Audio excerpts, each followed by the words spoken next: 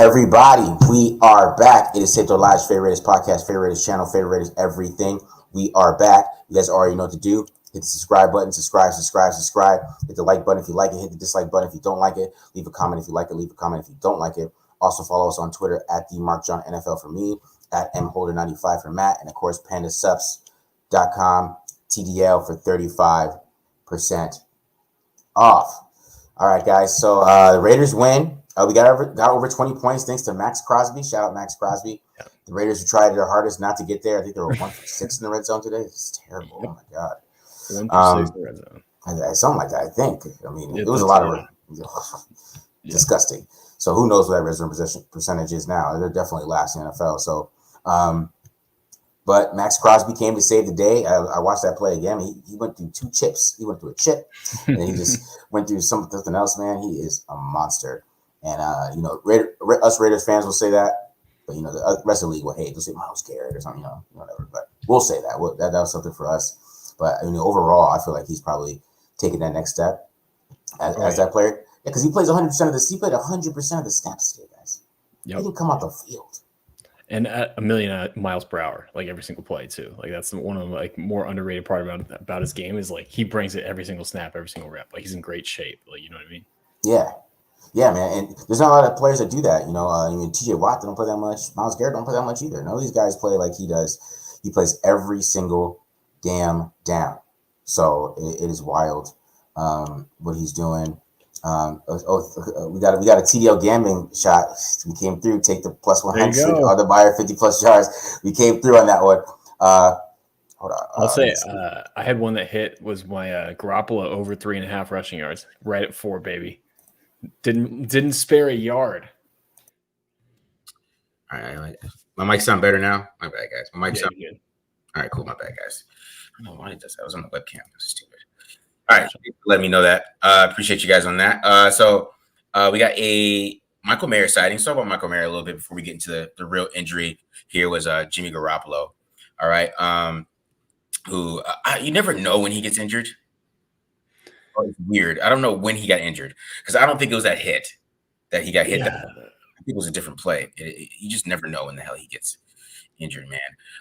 So Michael Mayer finally got some love today. I think he has 75 yards receiving, I believe, right? Yep. 5 catches for 75, I believe. There you go. Leading receiver. There you go. See, and you found we got to see some of his yak ability a little bit, some of the things he could do once he gets the ball in his hand. We saw, just him becoming that check down guy for was Jimmy Garoppolo. And then, sometimes when Jimmy Garoppolo will find him when he's getting open. But, he's always been there, man. I just don't understand why they didn't feel like that he could do that from day one. I mean, especially as a pass catcher. It's not like he's maybe the run blocking they didn't like, but as a pass catcher, I feel like it was always there for him, So that'd be something that they got to grow on is working with Michael Mayer a little bit. Yeah, I mean, and I do think they had a better plan. It seemed like they got him involved a little bit more. I think was it the first play of the game or early on where they ran the short drag to him that he ended up picking up 9 or 10 or whatever, ended up getting the first down. That's the other thing. I think every single catch he had went for a first down. Maybe one didn't. So everything he did was impactful. But I felt like they involved him a little bit more. I don't know if they finally earned their trust or what, but he was definitely there, like you said, showing off some of those yak skills, making a couple people miss on that, picking up on that first down. So. Yeah, nice contested catch too. It was one where he got shot in the back and ended up picking the first up down too. I think it was all 3rd down conversions. So yeah, that's what you need those tight ends in there for. That's where they get their money at. Yeah, that's what you drafted him for too. You drafted him to make these things.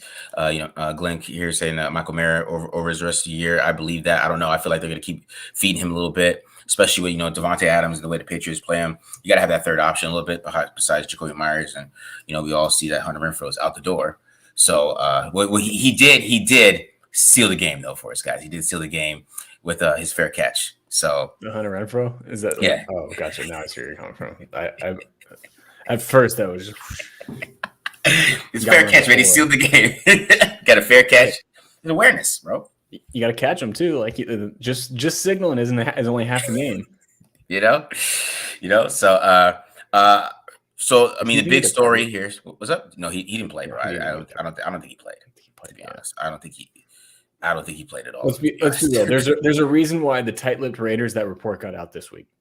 Yeah, they're trying to let people know they want to get rid of him. I just don't understand that. I don't understand what is like Hunter Renfrow just to me seems like the ultimate like coach guy. Like he's not going to argue with you. He's going to go there, play football, do whatever he wants to do. Like, what is the problem there? There's something to be something. Saying he's a real pros pro, first Yeah, in, last out type of guy. Right? Yeah, that was his whole thing coming out, right? Like he's the, he's a work hard, he's a workhorse. Yeah, he might be undersized, small hands, but he's gonna work, right? So, and a coach doesn't like him. That's weird to me. Yeah, a coach that has worked with Danny Amendola, Julian Edelman, and Wes Welker. Yeah, like it is weird. It does, the math does not add up. You know what I mean? And nor do the optics with what you think of when you think of the old Patriots offense from their slot receivers. Dabo Swinney's probably like, what the hell? What do you mean you don't like him? It's probably weird. It's weird to every other coach that's coached him in his life. It's like, how do you not like him? Yeah, and I see people talk about the routes or the fumbles.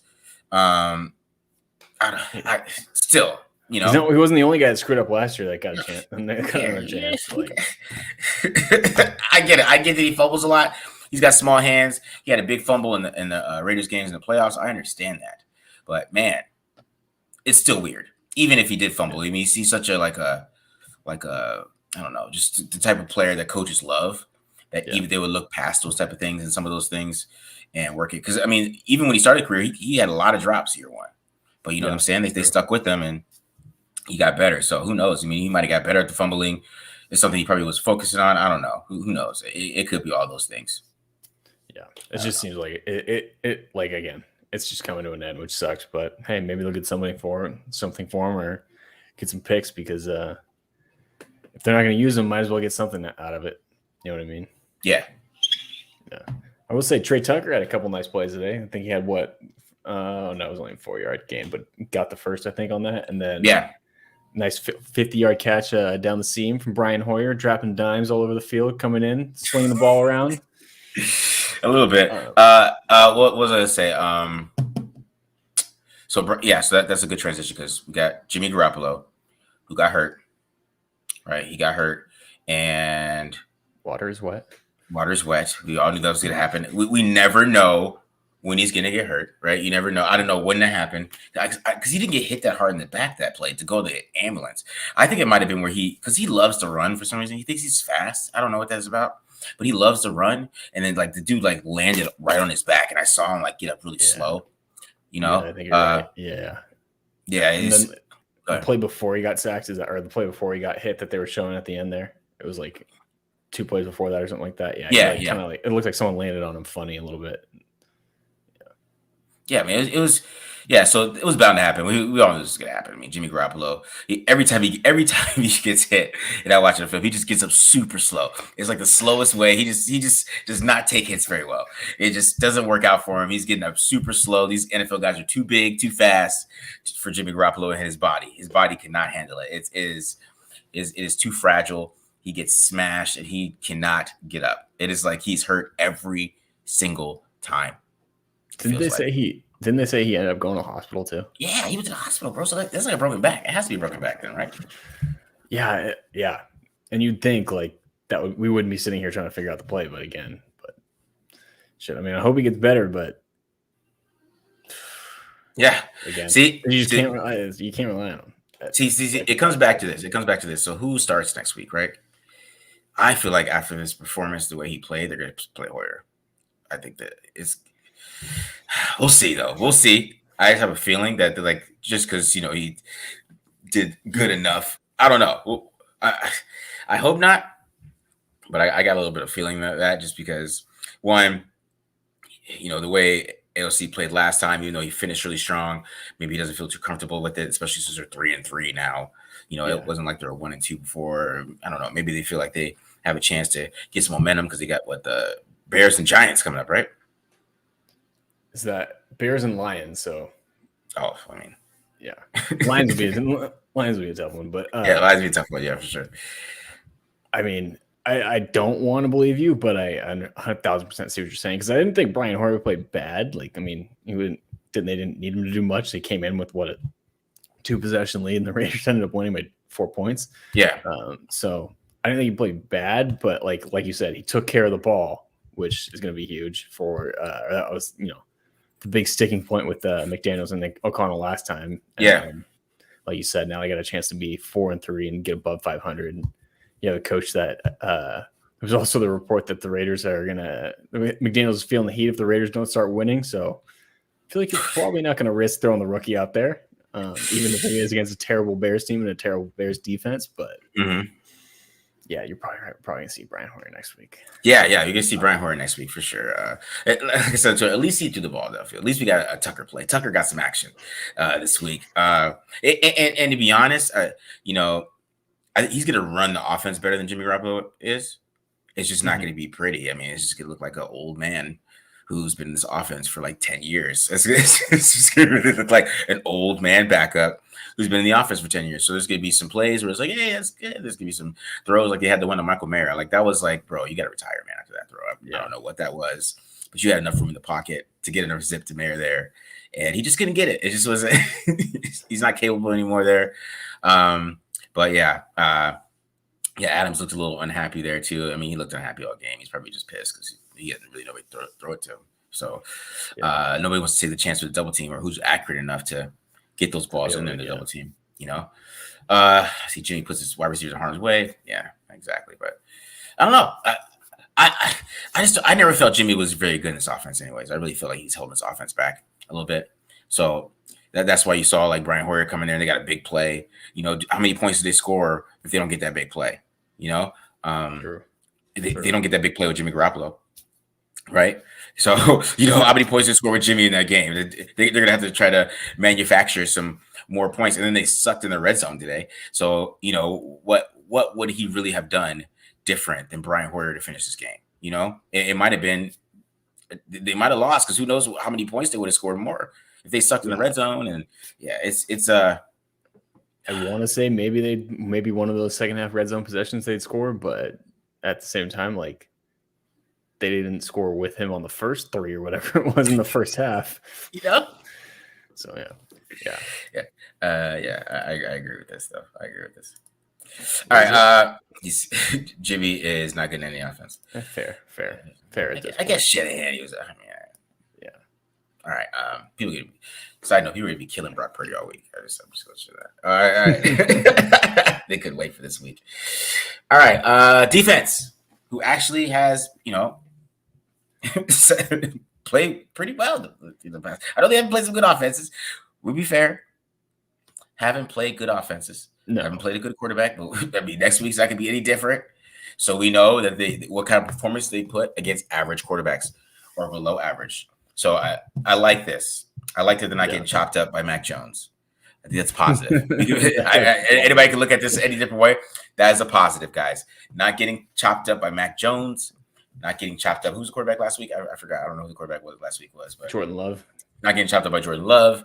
Those are positives, I think. Because to me, if those things are happening, then everything's bad. I know Devontae Parker had that, you know, drop at the end of the play.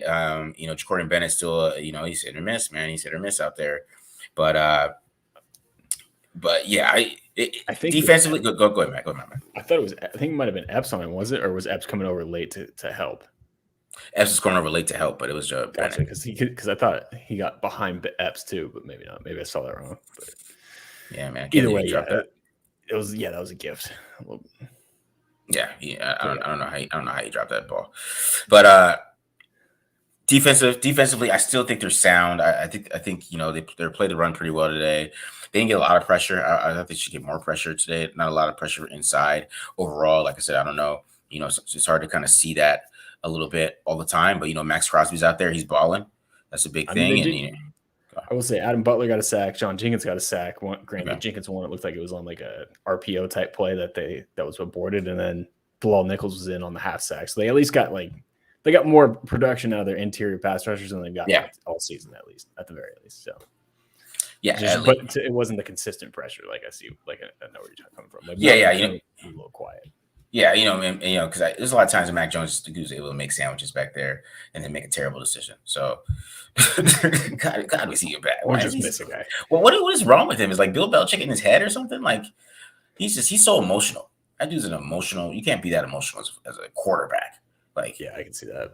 Right? If you throw a pick, man, you gotta Hey, it happens. This dude, his whole life is over. After that pick, man, he's ready to be benched. Oh It's yeah. crazy. But yeah, go ahead. I was gonna say, brings up another good player on defense, Travon Merrick, stepping up the last few weeks. Got another pick. Was that 2 in the last 2 weeks, or do we have? Yeah, it brings him up to 2 for the year, right? I think. Yeah, If I remember correctly. two for the year. Yeah. Made a nice yeah, up too. 2 in 3 weeks. Having a good game. Travon Merrick quietly having a pretty good year this year, so good to see. Yeah, man. He's that would make it look like a better draft pick than it did, last season. So definitely feel a lot more comfortable with him back there playing safety. And I think that because they don't have him playing the much man. They thought he could play man last year and play man up on tight ends, and that didn't work.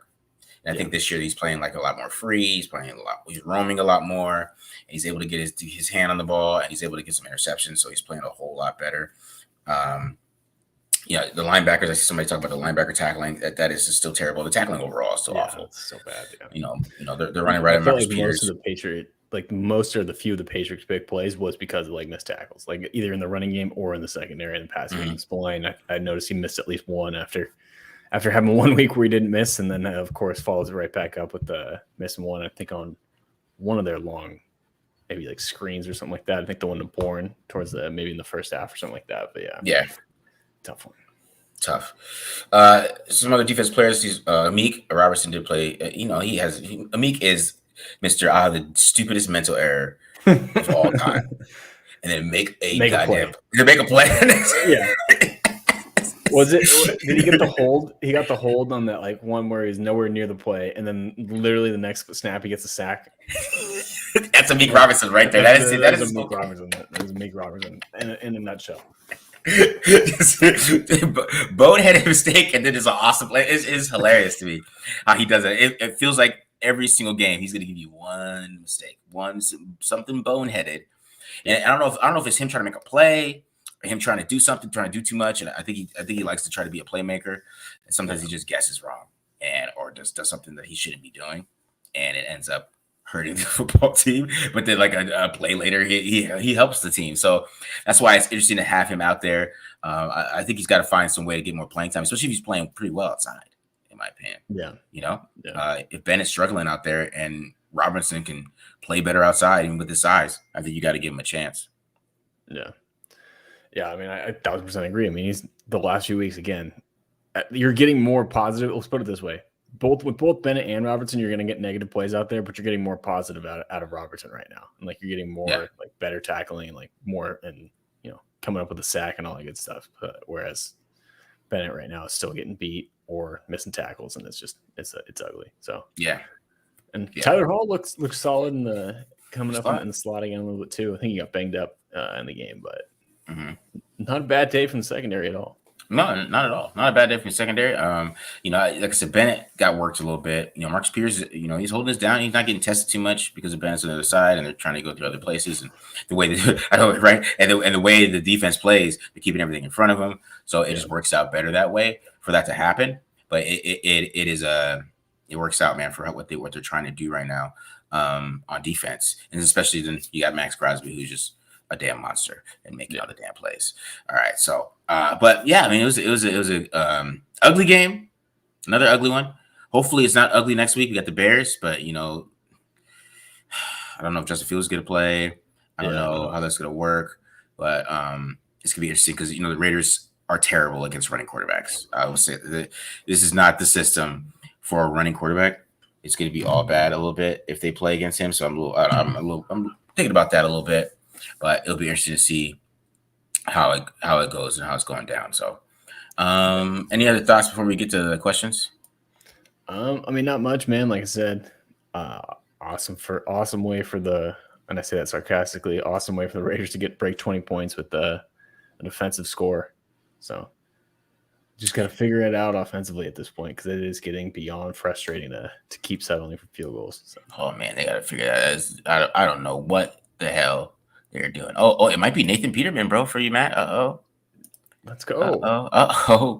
That D2 kid, that was it, Badjet or whatever, the dude who's the dad's the arm wrestling king or whatever. Mm-hmm. He came into for the Bears when what's his name went out. And Mr. Badgett, right? Yeah, that's right. From the Senior Bowl. What team do you think it is for Hunter Renfrow? And hopefully it's the Vikings for Daniel Hunter. I mean, that would be a great trade, Hunter for Hunter. But first name Hunter for last name Hunter. I mean, my thing is with trading for those guys, like, okay, you're giving up Hunter Renfrow, who, I mean, I guess if you're going to give him up first, you might as well get something for him, like we talked about. Mm-hmm. But why get a guy that like is going to take snaps away from people like Malcolm Kuntz and Tyree Wilson for a guy that's going to be a free agent in the offseason? Like, unless you're hell bent on making the playoffs, like if they really think they're a pass rusher away. But I hate to break it to Josh McDaniels. I mean, I guess a pass rusher did break for 20 points this week, so I should eat my own words here. But you're getting another pass rusher is not going to put more points on the board. That's so true. Like the offense doesn't score more than 20 points. The defense got a little too. They gave a little bump. The offense hasn't got there. It is week 6, guys. This is an offensive guru. I don't care what offense you have. This should not be happening. Let's keep it real. So, I mean, if they did trade for Hunter Renfrow, if we're trading for somebody, give us KJ Osborne or something. We need something to mix it up. We don't need Daniel Hunter. We need KJ Osborne or somebody. At least KJ Osborne's clutch. That's where I'm at. Like, where I'm like, I'd rather just see them trade him for picks. Like, I know that hurts in the immediate, and like, obviously, people want to see them go after and be competitive. But it's like, at the same time, like, let's be realistic. Like, they beat the Patriots by 4 points. The Patriots took them to the freaking brink. The Patriots are awful. Like, they can't score, and no one player is going to come in and fix that unless it's a quarterback, who obviously you're not going to get anybody for Hunter Renfrow. No, man, it is all bad. And they're probably going to get rid of Hunter Renfrow for nothing. Watch for pennies. They just end up cutting him. Yeah, or maybe that might happen. I mean, I think they can or can't at this point, right? I believe they can. Yeah, I mean, they could release them. They'll eat whatever money's owed to them, or unless they restructure beforehand. But like they can just cut them if they want to. Man, this guy's going hard on Max Crosby, man. I don't know. I mean, not everybody's perfect, bro. Hey, he had 2 more. No, that I do not agree. I'm gonna go ahead. You need to relax on that, bro. He plays 100% of the snaps. He might make a mistake. I'm just, he might give up the edge. He plays really hard. Yeah, that's an issue, but come on, man. I mean, Aaron Donald's not the greatest run defender in the world. I mean, nobody cares. You know what I mean? All right. What are the odds we are sitting at for McDonald's getting fired? Oh, man. It depends on it's a long season, guys. This is week 6. It's a long season. It's early,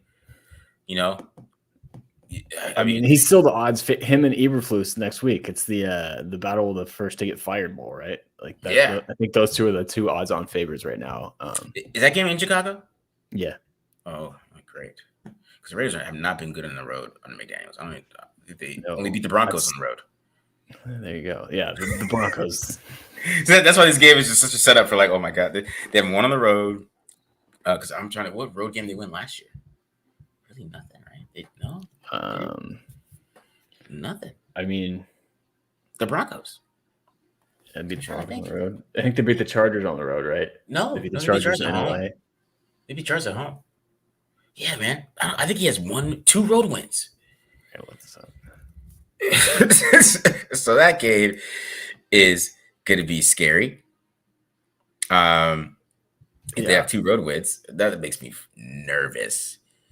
Yeah. Oh no, they didn't. Broncos. That makes me nervous. I hate feeling nervous. Oh, they won in Seattle. Oh, there we go. So 3 on the. We got 3. We got 3 wins. 3 wins here, and yeah, you guys got it. They did win in Seattle.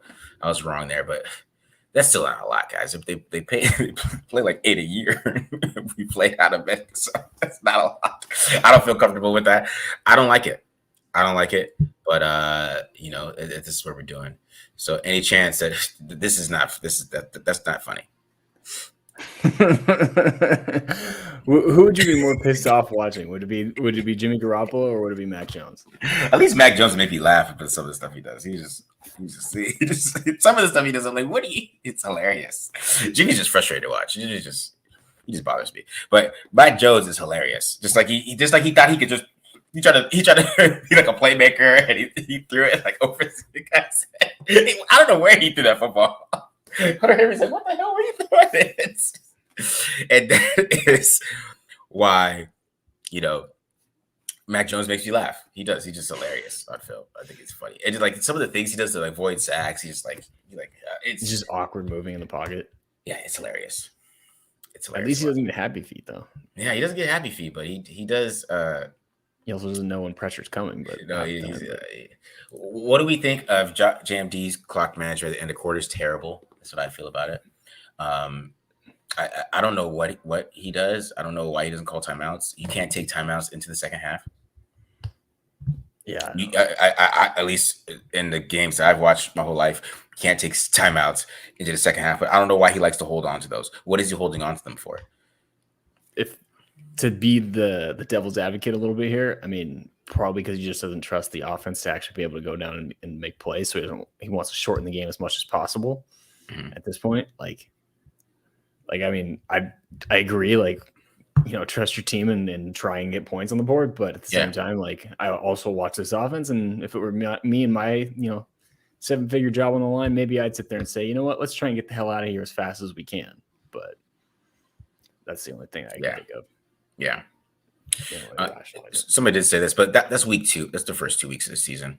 And teams don't really have a lot of film on them. And then the film has started and they lost like 34-0 2 times in a row. I think when the film comes out, things change a little bit for me. That's always how it works.